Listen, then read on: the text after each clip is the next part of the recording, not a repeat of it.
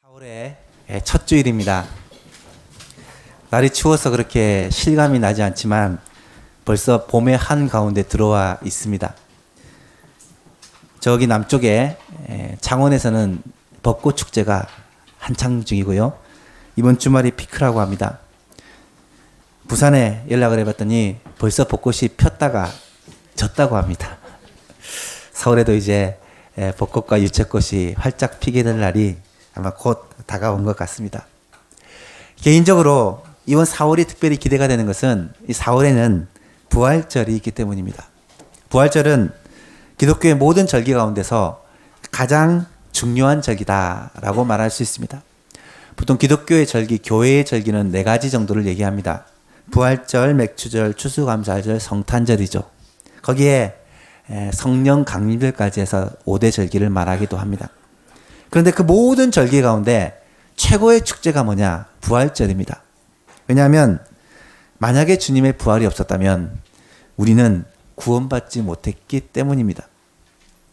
부활장이라고 말하는 고린도전서 15장에서는 이렇게 말씀합니다.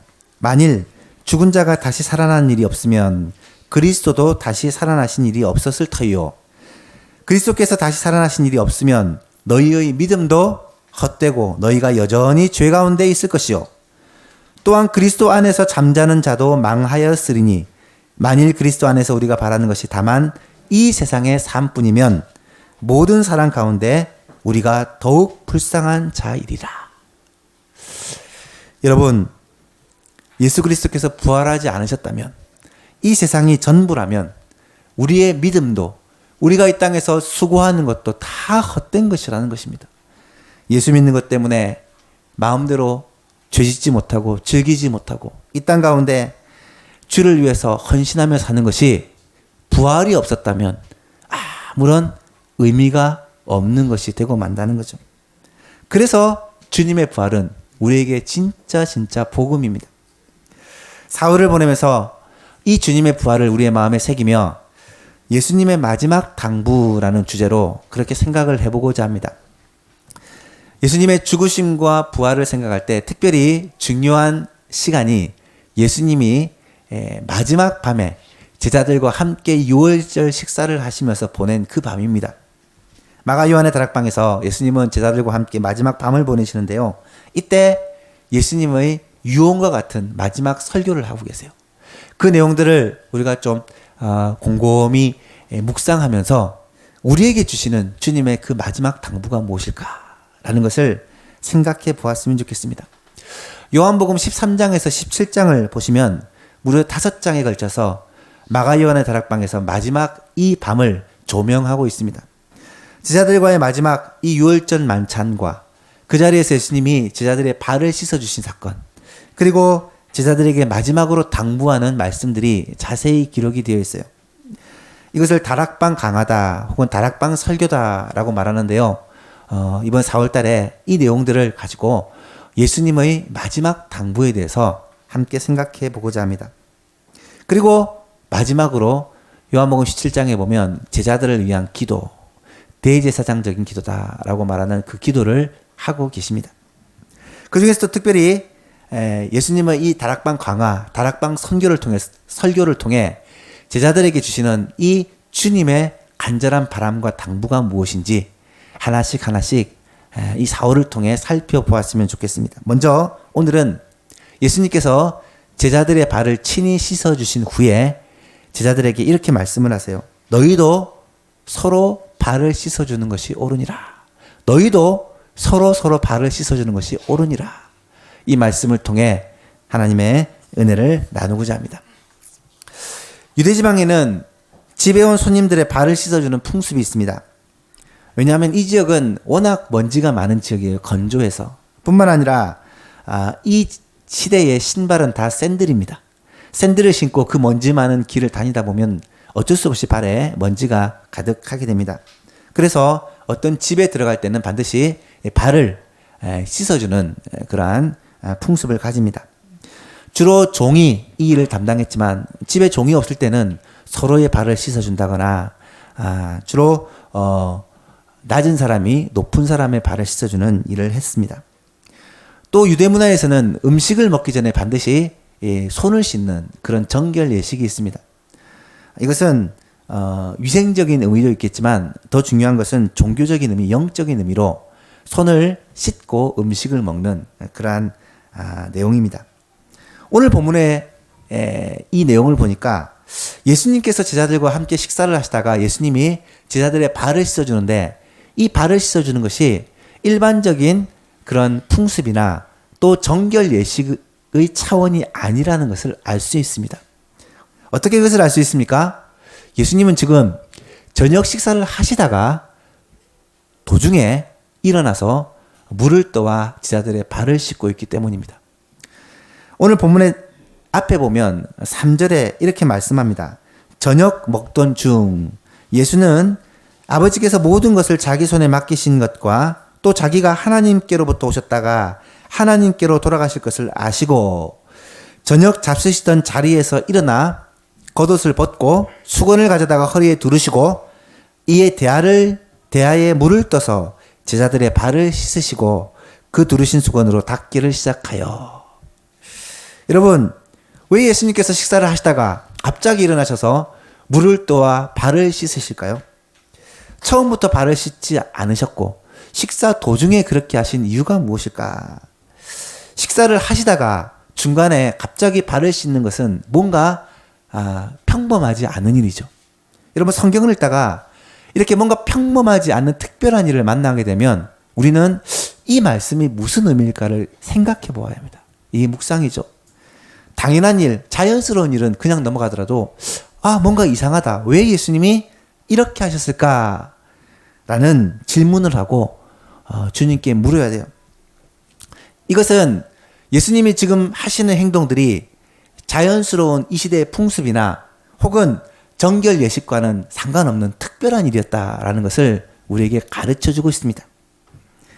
12절 말씀해 보니까 오늘 본문이죠. 그들의 발을 씻으신 후에 옷을 입으시고 다시 앉아 그들에게 이르시되 내가 너희에게 행한 것을 너희가 아느냐. 여러분, 예수님은 제자들에게 예수님께서 지금 하신 이 행동의 의미를 묻고 계십니다.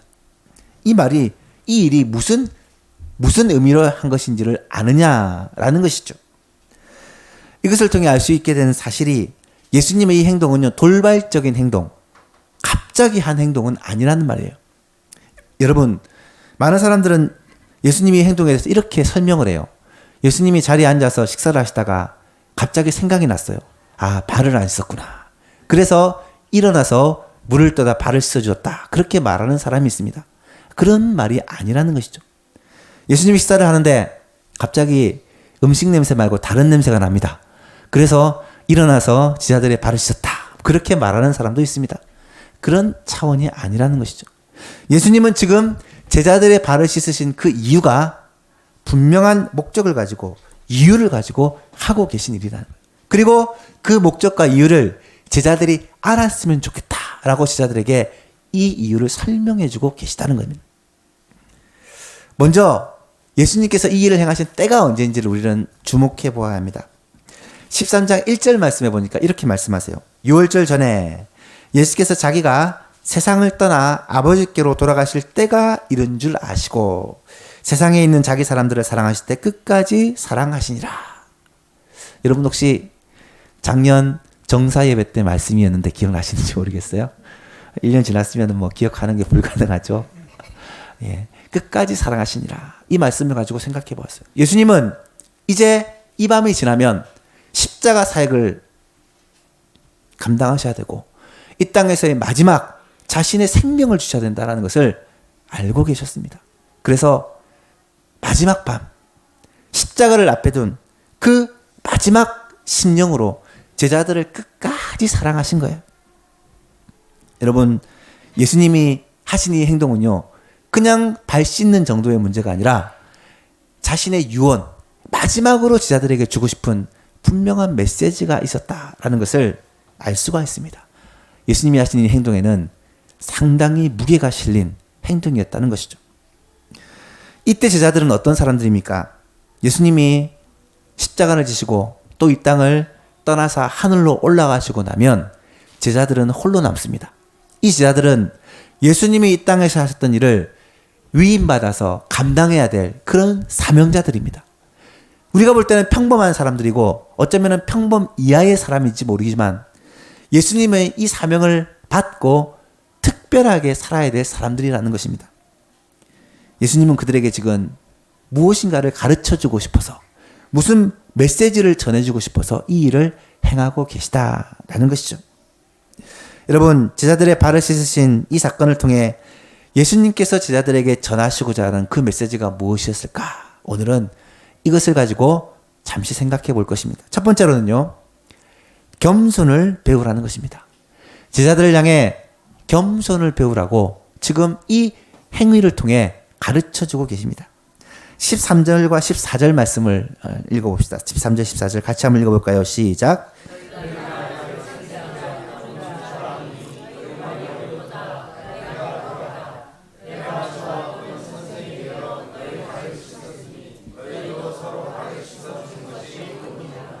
아멘. 무슨 말씀입니까? 나는 너희가 선생님이다. 주라고 부르는 사람이다. 맞다. 내가 그렇다. 그런데 내가 주와 선생이 되어 지금 너희의 발을 씻기고 있다. 발을 씻겼다. 그러니까 너희들도 서로 발을 씻기는 것이 옳다라고 말씀하시는 거예요. 여러분, 예수님이 왜 이 말씀을 제자들에게 하셨을까요? 요한복음에서는 직접적인 이유가 나타나지 않지만 누가복음을 읽어보면 그 이유를 알 수가 있습니다. 마태, 마가, 누가, 요한복음에 이 예수님과의 마지막 만찬을 다 기록하고 있는데요. 누가복음을 보면 이 만찬의 자리에서 식사를 하는 중에 무슨 쟁론이 벌어지냐면 누가 더 큰가 하는 쟁론입니다. 제자들은 서로 누가 크냐, 누가 높은 자리에 앉을 것인가를 의논한 거예요. 무슨 말입니까? 예수님이 이제 예루살렘으로 입성하고 예수님이 이스라엘의 구주로 왕으로 세워질 것인데 그러면 누가 더 높은 자리를 차지할 것인가? 이 문제를 가지고 서로 다투고 있다는 거예요. 여러분, 인간적인 욕심 때문에 예수님께서 몇 번이나 거듭거듭 내가 십자가에 달려 죽을 것이고 사흘 만에 다시 살아날 것을 말씀해 주셨음에도 불구하고 그 말씀들은 눈이 가리워서 깨닫지 못하고 예수님이 자신들이 생각하는 그 정치적인 메시아, 유대인의 왕으로 세워질 것은 바라보고 서로 높은 자리를 차지하기 위해 지금 다투고 있다는 거예요. 이 광경을 보신 주님이 마음이 어떠셨을까? 얼마나 안타까우셨을까? 십자가를 바로 앞에 두고 이제 그 십자가의 길을 걸어가야 되는 예수님 앞에서 서로 높은 자리를 차지하기 위해 다투는 제자들을 보면서 얼마나 마음이 아프셨을까요? 만약에 저라면 그들을 향해 호통을 치면서 지금 너희들이 제정신이냐? 이제 오늘 밤이 지나면 십자가를 지고 이 구원의 사역을 감당해야 되는데 지금 너희들은 서로 높은 자리 차지하려고 싸우고 있느냐? 호통을 치고 책망을 할 만도 한데 예수님은 조용히 자리에서 일어나 겉옷을 벗으시고 물을 떠다가 대하에 받아 그들의 발을 한 명씩 씻기시는 거예요. 이 행위를 통해 지금 제자들에게 분명한 메시지를 전해주고 있다는 것입니다. 무엇입니까? 예수님이 걸어가신 길은 영광을 받으시러 가시는 것이 아니라 겸손하여 낮아지시고 자기 목숨을 지금 다른 사람을 위하여, 제자들을 위하여, 모든 인류를 위하여 주시는 그 십자가의 길이라는 것을 보여주고 있는 것이죠. 그리고 예수님이 말씀하시죠. 스승으로 주로 오신 내가 이러하였다면 너희도 서로 발을 씻어주는 것이 마땅하다, 옳다라고 말씀하시는 것입니다. 15절 16절에 예수님이 이렇게 말씀하십니다. 내가 너희에게 행한 것 같이 너희도 행하게 하려 하여 본을 보여노라. 내가 진실로 너희에게 이르노니 종이 주인보다 크지 못하고 보냄을 받은 자가 보낸 자보다 크지 못하나니. 내가 진실로 너희에게 이르노니, 이런 표현이 성경에 종종 나타납니다. 진실로 이 말을 반복해서 쓰는 것은요, 굉장히 강조를 하고 싶을 때 사용하는 말입니다. 종이 주인보다 크지 못하고 보냄을 받은 자가 보낸 자보다 크지 못하다. 예수님을 주인이라고, 예수님을 주라고, 선생이라고 고백하지만 종이 주인보다 클 수 없고 보내신 자보다 보냄을 받은 자가 클 수가 없다는 것을 말씀하는 거예요. 이것은 무엇을 말하고 있습니까? 내가 주와 선생이 되어 지금 너희를 섬기고 가장 낮은 자리에, 종의 자리에 내려와 있는데 너희들은 왜 서로 좋은 자리, 주인의 자리, 왕의 자리를 차지하기 위해 다투고 있느냐? 이 무언의 책망이 나는 것입니다. 또 여기서 제자들을 향해 서로 발을 씻어주라. 발을 씻어주는 것이 옳으니라 라고 말씀하신 것은 다른 사람을 향하여 내가 낮은 자리, 겸손한 자리에 서야 될 것을 말씀하시는 것입니다. 여러분, 우리는요, 다른 사람의 교만이나 다른 사람의 겸손하지 못한 모습에 대해서는 굉장히 날카롭게 지적하고 또 그것에 대해서는 우리가 실망할 때가 많아요. 그런데 자기 자신의 마음이 높아지고 자기 자신이 겸손하지 않는 것에 대해서는 참 무지할 때가 많습니다. 성경을 보시면요, 겸손에 대해서 굉장히 많은 말씀으로 교훈을 해주십니다. 교만은 패망의 선봉이고 겸손은 종기의 앞잡이다라고 말씀하세요. 하나님은 교만한 자를 싫어하시고, 아니 미워하시고 대적하시고 겸손한 사람에게는 은혜를 베풀어 주신다고 말씀하십니다. 베드로전서 5장 5절에 베드로는 주님의 이 교훈을 이렇게 말씀합니다. 하나님은 교만한 자를 대적하시되 겸손한 자들에게는 은혜를 주시느니라. 성경은 우리의 모델을 항상 예수님으로 소개합니다. 여러분, 이 말은 무슨 말이냐면요, 우리가 교만한 이유는 다른 사람과 나를 항상 비교하기 때문에 교만한 거예요. 예수님을 나의 비교 대상으로 삼으면 이 땅에 교만할 사람은 단 한 사람도 없습니다. 성경은 항상 너희의 모델을 예수님으로 삼으라. 우리의 주를, 우리의 표대를 예수님으로 삼으라 라고 말씀을 하세요. 예수님 앞에 내 생각을, 내 삶을, 내 모습을 살피면 어느 누구도 교만할 수 있는 사람이 없다라는 것입니다. 지금 예수님은 자신의 한 행동을 본으로 보였다고 말씀하시면서 내가 이렇게 행했는데 너희도 이렇게 행하는 것이 마땅하다라고 말씀하시는 것입니다. 사랑하는 예수만교 여러분, 예수님을 항상 우리의 마음에 생각하여 예수님의 이 겸손의 모습을 닮아가는 저와 여러분 될 수 있기를 바랍니다. 예수님은 말씀하세요. 나는 마음이 온유하고 겸손하니 나의 멍에를 메고 내게 배우라. 그리하면 너희 마음이 쉼을 얻으리라. 여러분, 예수님은 겸손과 온유의 모습으로 이 땅에 오셨고요, 겸손과 섬김의 삶을 사셨습니다. 그리고 그 주님은 우리를 향해서 내 마음을 너희도 품으라 라고 말씀하십니다. 이것이 우리를 향한 주님의 마지막 당부라는 거예요. 두 번째로 겸손의 보습과 함께 섬김을 배우라고 말씀하십니다. 겸손과 섬김은 비슷하지만 조금 차이가 있습니다. 겸손은 우리의 마음 자세라면 섬김은 우리의 삶의 모습이죠. 15절에서는 이렇게 말합니다. 내가 너희에게 행한 것 같이 너희도 행하게 하려 하여 본을 보인 것이다. 예수님께서 섬김의 본을 보이신 것은 우리도 예수님처럼 섬기는 자가 되게 하시기 위함이라는 것입니다. 예수님의 그 삶의 모습을 본받아서 우리도 서로를 섬기는 삶을 살게 하시기 위함이라는 거예요. 지금 제자들의 모습이 어때요? 섬기고 있습니까? 아니요. 서로를 짓밟고 서로를 누르기 위해서 그렇게 다투고 있습니다. 여기서 잠깐 우리는 예수님께서 이 제자들의 발을 씻기신 시점이 식사 도중이라는 것을 다시 한번 생각해 봐야 돼요. 왜 식사 도중에 예수님께서 물을 떠서 제자들의 발을 씻기셨을까? 이 말은 그때까지 어느 누구도 발을 씻기지 않았다는 것을 말씀하고 있습니다. 여러분, 생각해 보세요. 마가의 다락방에 어떤 집에 들어왔습니다. 그러면 풍습에 의하면 당연히 서로 발을 씻어주는 이것을 해야 합니다. 제자들은 누구도 서로의 발을 씻어주려 하지 않았어요. 뿐만 아니라 자신들이 주라고 선생님이라고 말하고 있는 예수님의 발도 씻어주지를 않고 있다는 거예요. 오히려 내가 높다, 내가 더 잘났다 라고 다투고 싸우고 있다는 것입니다. 주님은 그런 제자들에게 자신이 직접 겉옷을 벗고 수건을 두르고 제자들의 발을 한 명 한 명씩 씻어줌으로 말미암아 진정한 섬김의 삶을 보여주고 계시고 너희도 이처럼 섬기는 사람이 되라고 지금 가르쳐주고 계시는 거예요.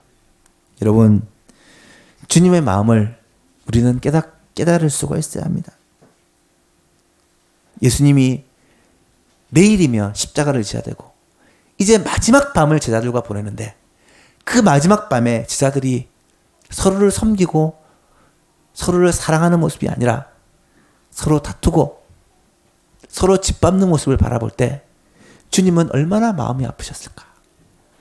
그들을 향해 주님은 스스로 섬김의 자리에 내려가 섬기심으로 지금 이 행위를 통해 이 모습을 통해 지금 강력한 설교를 하고 계시다는 거예요. 여러분, 이 말씀이 예수님의 제자들에게만 해당되는 말씀일까요? 오늘 우리들에게도 동일하게 적용되는 말씀입니다. 우리가 예수님의 제자입니다. 우리도 예수님처럼 예수님을 따르는 사람입니다. 우리도 예수님의 사명을 받은 예수님의 제자입니다. 우리도 그리스도와 그의 몸된 교회를 위해 헌신하고 섬기도록 부름받은 하나님의 종입니다. 그렇다면 우리도 마땅히 이 예수님이 하셨던 것처럼 섬김의 삶을 살아야 되죠. 여러분, 교회의 모든 직분은 섬김의 직분이라는 것을 꼭 기억하시기 바랍니다. 이번에 직분을 받으신 분들에게 제가 교육하면서 강조를 했었는데요. 교회의 직분은요, 섬김을 받는 직분은 하나도 없어요. 다 섬기는 직분입니다. 목사도, 장로도, 집사도, 권사도, 찬양대도, 교사도, 안내도, 봉사도 모든 직분들이 사실은 섬기는 직분입니다. 높임을 받고 섬김을 받고 대우를 받고 소리를 높이 낼 수 있는 그런 직분은 교회 안에 없어요. 교회는 예수님 외에는 다 섬김을 받아야 되는, 섬겨야 되는 사람들이라는 거예요. 어떤 사람들은 대우를 받기를 좋아합니다. 섬김을 받기를 좋아하죠. 내 목소리를 높이려고만 합니다. 일꾼이 아니라 감독이 되려고 하고요. 종이 아니라 주인이 되려고 해요. 실제로 다른 목사님들을 만나면 그런 얘기를 종종 듣습니다. 우리 교회는 직분자는 많은데 일꾼이 없어. 그런 말씀을 들을 때 저는 마음속으로 우리 교회는 안 그래요 라고 생각합니다만, 여러분, 실제로 교회 가운데 직분은 받기를 좋아하지만 그 직분에 합당한 섬김을 하려는 사람들이 그만큼 적다는 말이에요. 사랑하는 예수님들 여러분, 우리는 예수님처럼 섬김의 본을 보여주시는 우리 직분자들 되시기를 바랍니다. 나이가 들수록, 신앙의 연수가 더할수록, 직분을 받을수록 더욱더 낮아져서 예수님처럼 섬기는 이 모습, 이 아름다운 모습을 보여주시는 모든 성도님 될 수 있기를 축복합니다. 마지막으로, 그렇게 겸손하고 섬기는 자에게 예수님은 복이 있다라고 말씀하고 계세요. 많은 사람들은 겸손하면 다른 사람들이 나를 얕잡아 볼 것이라고 생각합니다. 실제로 그래요. 남보다 먼저 수고하고 남보다 낮아서 섬기면 사람들이 나를 우습게 볼 거라고 그렇게 생각을 해요. 내가 말없이 섬기면 고맙게 생각하고 감사하는 것이 아니라 당연하게 생각하고 계속해서 섬기라고 한다는 거예요. 그래서 섬김의 자리를 꺼려합니다. 그러나 예수님은 전혀 그렇게 말하지 않습니다. 섬김의 자리가 좋은 자리야. 섬김의 자리가 복된 자리야. 섬김의 자리에 있으면 복을 받는다고 말씀해 주고 계십니다. 17절에 예수님은 너희가 이것을 알고 행하면, 섬김과 겸손을 알고 행하면 너희에게 복이 있다라고 분명히 말씀하십니다. 그렇다면 예수님께서 말씀하신 이 복은 어떤 복을 말할까? 성경 말씀을 통해 이 복을 두 가지 정도로 생각해 볼 수가 있어요. 첫 번째는요, 우리의 내면의 복입니다. 우리의 마음의 복입니다. 쉽게 말하면 평강과 기쁨을 말하는 거예요. 여러분, 겸손한 자, 섬기는 자가 기쁠까요? 섬김을 받고 교만한 자가 기쁠까요? 여러분, 겸손한 자가 훨씬 더 기쁨을 누리며 삽니다. 겸손하면 누릴 게 많아집니다. 모든 일에 감사하고 모든 일이 행복해요. 겸손한 자는 마음의 평강과 기쁨을 누릴 수 있습니다. 자유함을 누릴 수 있습니다. 왜 그런 줄 아십니까? 항상 내 마음속에 예수님이 계시기 때문에. 겸손은요, 우리 마음에 예수님 안 계시면 절대 겸손할 수 없습니다. 다른 사람과 비교하면 늘 불평, 불만 속에 삽니다. 왜 저 사람은 저런데 나는 이래? 당연하죠. 근데 주님은 나를 위해 십자가를 지셨고, 주님은 나를 위해 모든 것을 주셨는데, 그 주님을 생각하면 겸손할 수밖에 없다는 거예요. 겸손한 자는 주님이 우리 안에 늘 계시기 때문에 행복해요. 기쁩니다. 감사합니다. 반면 교만한 자는 늘 속상합니다. 마음에 분노가 가득합니다. 늘 짜증이 납니다. 왜 그럴까요? 우리의 마음에 분노와 짜증이 생기는 이유를 잘 생각해 보세요. 다른 사람하고 비교해 봐서 내가 상대적으로 대우를 받지 못한다고 생각하기 때문입니다. 나를 생각하니까, 나만을 생각하니까 다른 사람이 하는 행동들이 눈에 가시화도 같고 짜증이 나는 거예요. 왜 저 사람은 저럴까? 왜 저 사람은 저렇게 행동할까? 그걸 보기 시작하면요, 끝없는 불평과 불만과 원망과 미움만 가득하게 된다는 거예요. 여러분, 그런 사람에게 기쁨이 있을까요? 그런 사람에게 감사가 있을까요? 주님의 마음을 품으면요, 예수님의 마음을 품으면요, 마음의 평강과 기쁨이 흘러넘칩니다. 예수님의 마음은 겸손의 마음이요, 온유의 마음이요, 섬김의 마음입니다. 얼마나 평안한지 모릅니다. 얼마나 기쁜지 모릅니다. 구약의 하박국 선지자가 이런 유명한 고백을 합니다. 아마 다 들어보셨을 것입니다.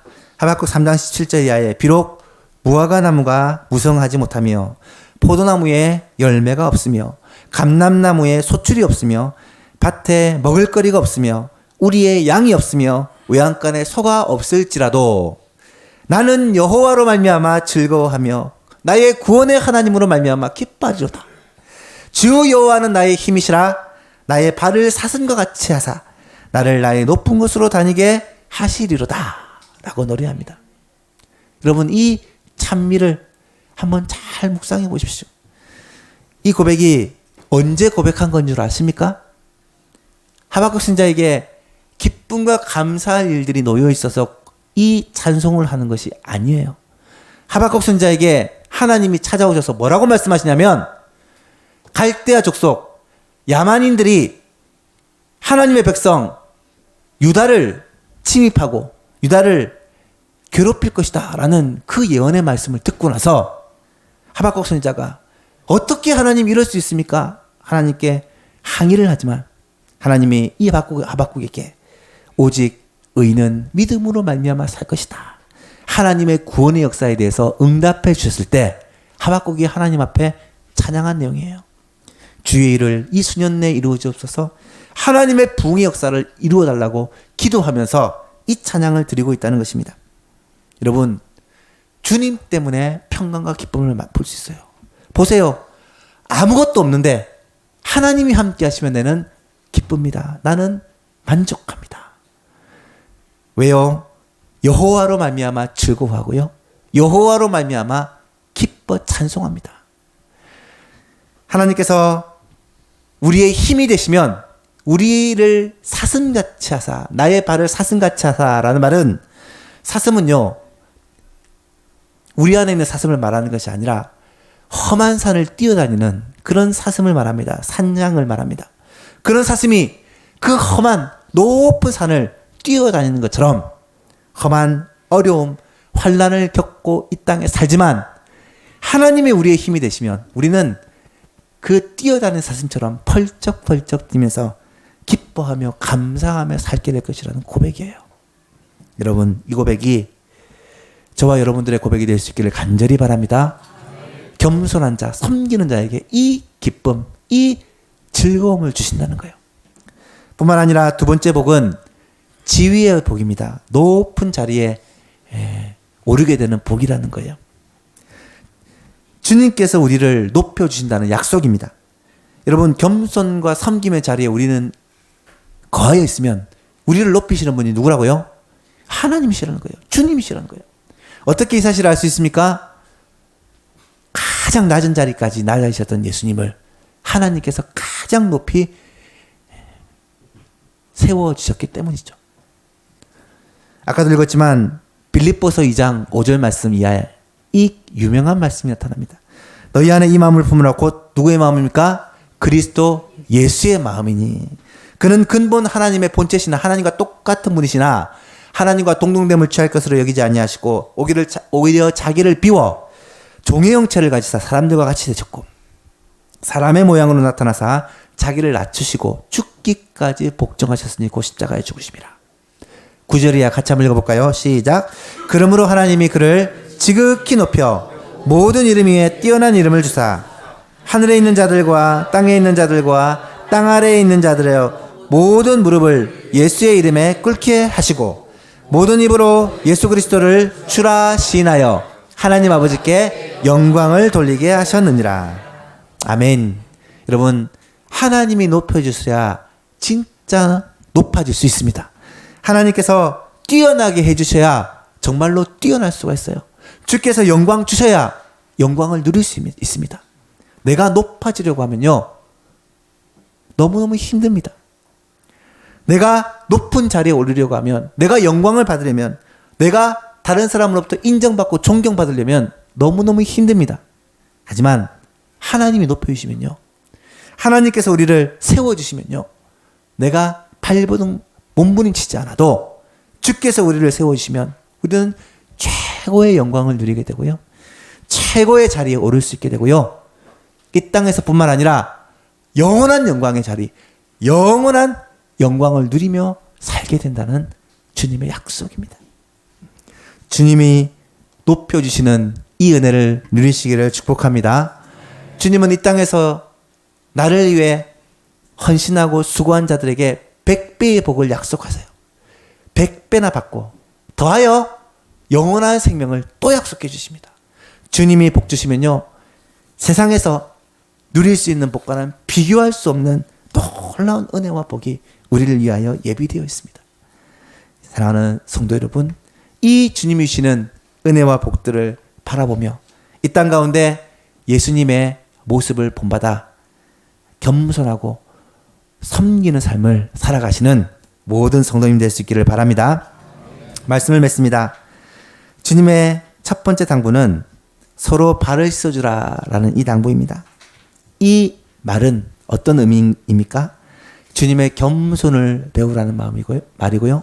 주님의 섬김을 본받으라는 말씀입니다.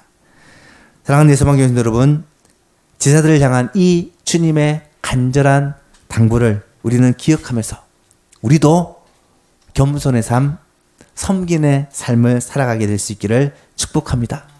어디서 그래야 합니까? 우리 가정에서요.